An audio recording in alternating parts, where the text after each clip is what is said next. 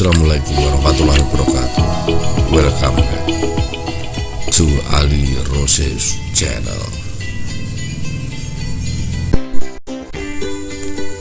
Pada kesempatan kali ini kita akan memasuki pembelajaran 2 di subtema 2 tema 6 anak-anak cerdas Nusantara.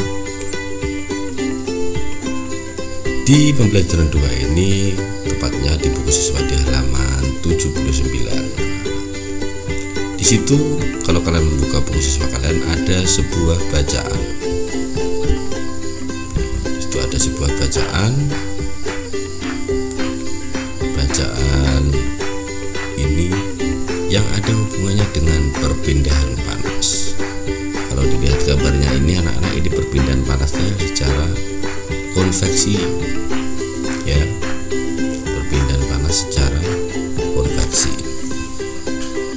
Untuk bacaan bisa kalian baca sendiri di dalam buku siswa kalian. Di sini saya akan menjelaskan yang poin-poin pentingnya, apa itu perpindahan panas secara konveksi. Mari kita baca. Perpindahan panas atau kalor secara konveksi. Perpindahan panas secara konveksi ialah perpindahan kalor yang disertai dengan perpindahan zat perantaranya. Zat perantaranya ikut berpindahan, anak, ya. Umumnya perpindahan kalor secara konveksi terjadi pada zat cair dan gas. Zat yang menerima kalor akan memuai dan menjadi lebih ringan sehingga akan bergerak ke atas. Sesaat zat yang lebih ringan tersebut berpindah ke atas, melalui molekul zat yang ada di atasnya akan menggantikannya. Itu pengertian perpindahan kalor secara konveksi, anak-anak. Perpindahan secara konveksi dapat diumpamakan dengan kegiatan memindahkan setumpuk buku dari satu tempat ke tempat lain. Ini contoh prakteknya, memindahkan setumpuk buku dari satu tempat ke tempat lain.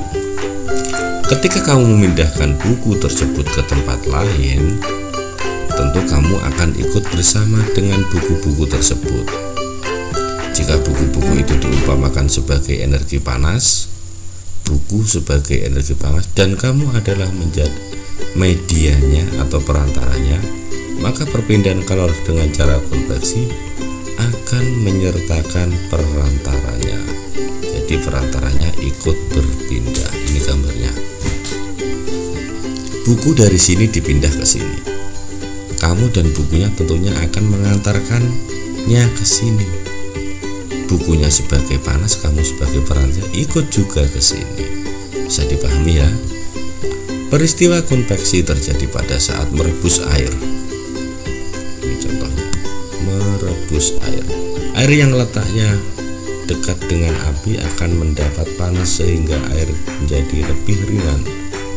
Air akan bergerak ke atas dan digantikan oleh air yang ada di atasnya. Demikian seterusnya. Blekutuk, ini bahasa Jawanya.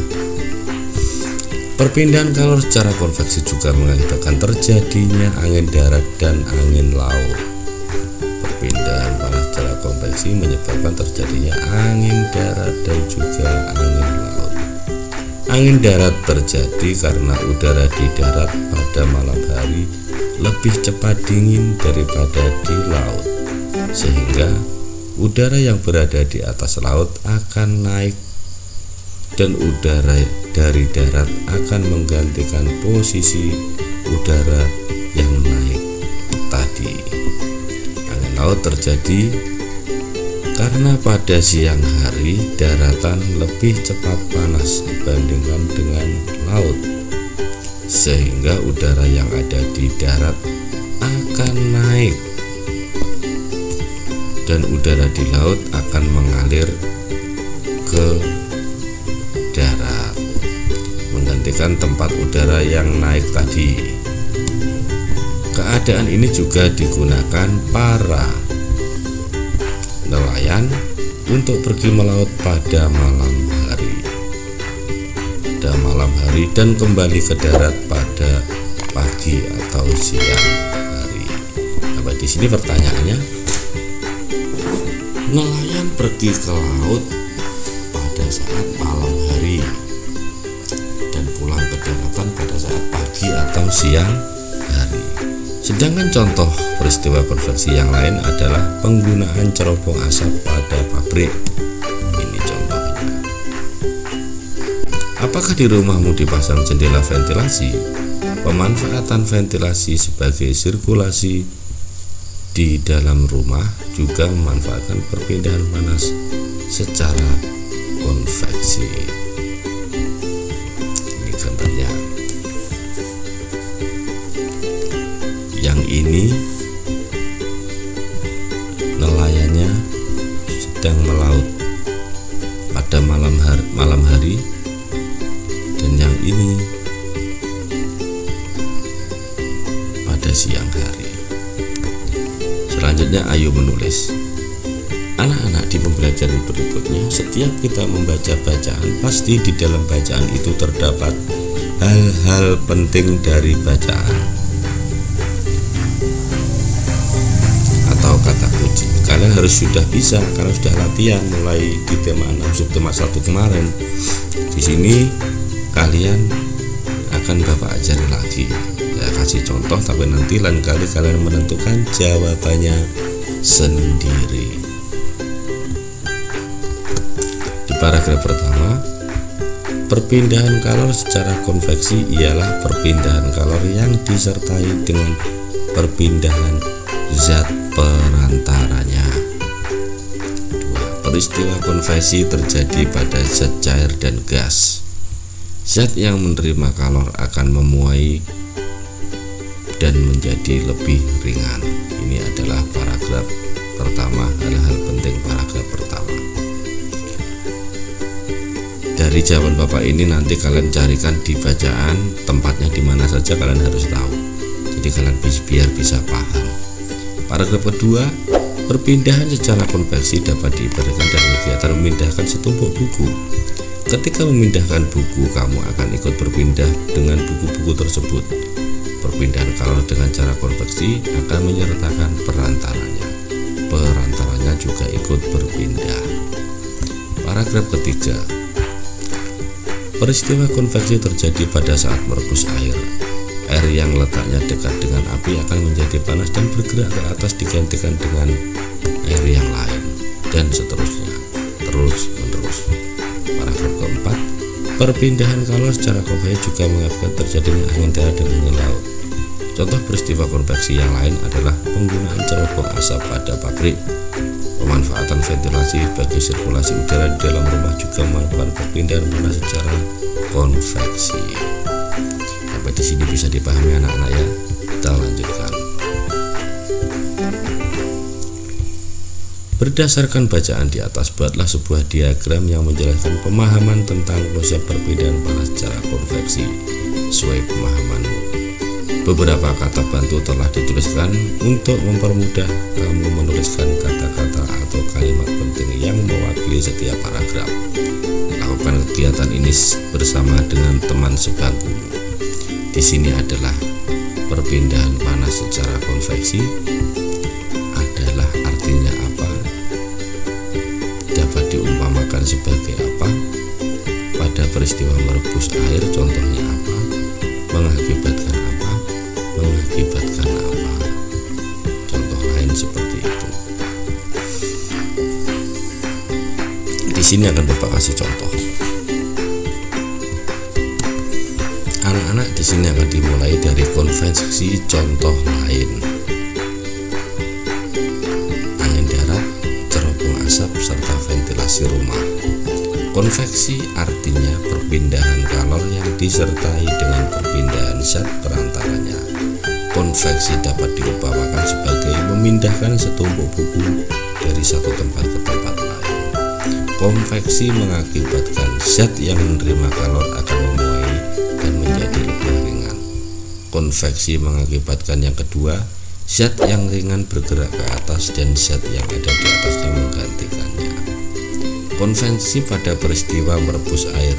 Air dapat panas bergerak ke atas dan digantikan oleh air di atasnya. sini, terus ke sini, ke sini, ke sini, ke sini, ke sini, selesai.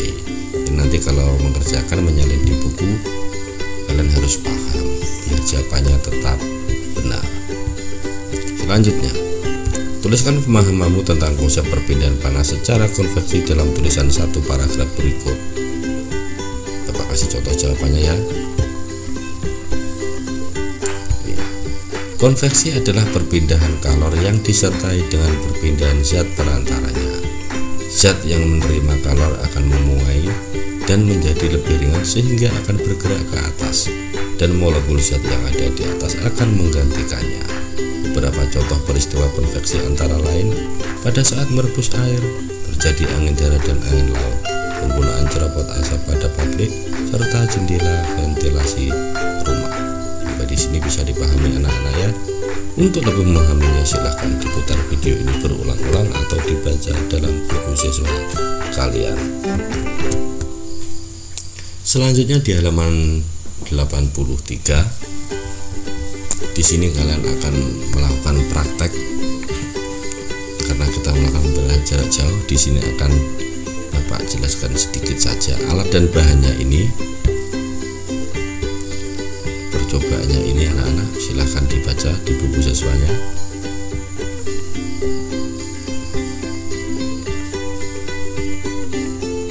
Nanti kalian praktekkan di rumah bersama teman yang terdekat. Selanjutnya di halaman 84, setelah melakukan percobaan, bagaimana bentuk es batu setelah dimasukkan ke dalam air panas?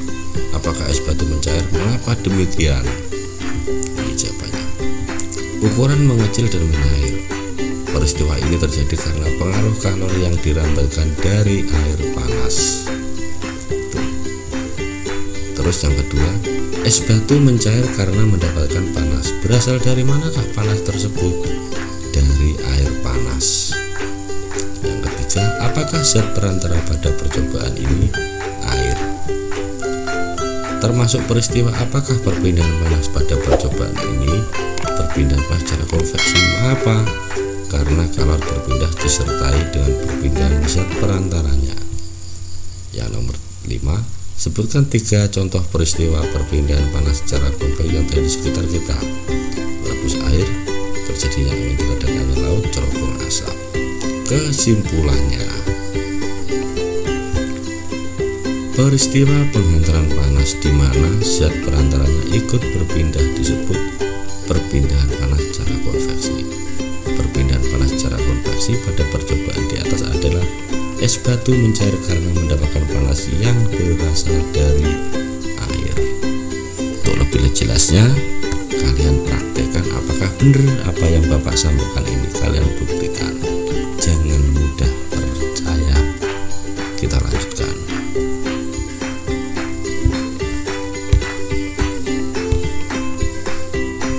Di sini ada bacaan, percakapan.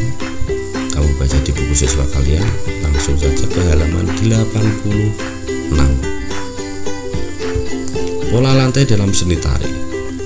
Pernahkah kamu memperhatikan sebuah pertunjukan tari? Atau mungkin kamu pernah ikut latihan menari di sanggar atau di sekolah? Pada beberapa tarian, terutama tari kelompok, para penari membentuk posisi tertentu dalam tarian. Ada sebuah tari yang jika diamati, posisi penari membuat bentuk atau formasi tertentu. Bentuk atau formasi tertentu yang dibuat penari dalam sebuah tari dinamakan pola lantai. Pola lantai merupakan garis yang dilalui penari pada saat melakukan gerak tari. Merupakan garis yang dilalui penari. Pola lantai yang dilakukan baik oleh penari tunggal berpasangan atau penari kelompok. Dalam tarian terdapat 2 pola garis dasar pada lantai, yaitu garis lurus dan lengkung. Pola garis lurus terdiri dari pola lantai horizontal, vertikal, diagonal. Pengembangan pola lantai lurus dapat berupa pola lantai zigzag, segitiga, segi 4, segi 5. perhatikan gambar A. Gambar B ini adalah pengembangan pola lantai garis lurus. Gambar B ini pengembangan pola lantai lengkung. Berikut adalah dua jenis tari daerah yang memiliki pola lantai yang berbeda. Tari pertama adalah tari Jaran Kepang yang berasal dari Yogyakarta. Tari Jaran Kepang mempunyai pola lantai gabungan antara pola lantai lurus dan lengkung yang sederhana. Pola lantai yang digunakan pada tari ini antara lain pola melingkar, garis lurus ke depan, dan garis horizontal. Pola lantai pada tari Jaran Kepang tidak memiliki makna tertentu. Pola lantai dibuat hanya untuk formasi penari. Berbeda dengan tari Bedaya Semang yang juga berasal dari Yogyakarta. Tari Bedaya Semang dari Yogyakarta. Tari klasik ini mempunyai pola lantai yang sudah tertentu dan mempunyai makna tertentu. Pola lantai yang digunakan pada tari ini pun memiliki nama tertentu seperti gawang jejer wayang, gawang 3-3, gawang perang, dan gawang kalajengking. Itu gambarnya anak-anak.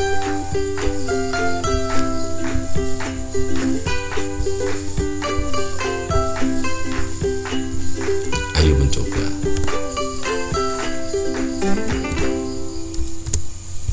Tari Saman dari Aceh, pola lantainya adalah garis lurus. Tari Sekar Purih Bengkulu, pola lantainya adalah melengkung. Nah, ini.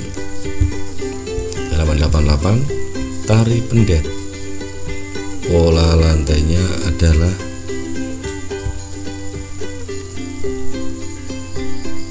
melengkung. Tari Piring, pola lantainya adalah melingkar.